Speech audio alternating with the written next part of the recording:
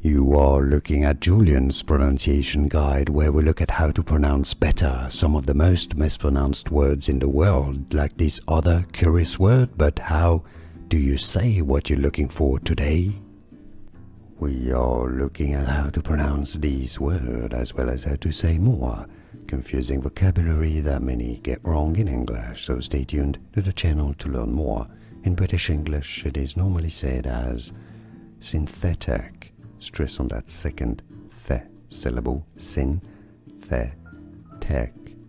Synthetic. In American English, however, it is generally pronounced as synthetic, synthetic.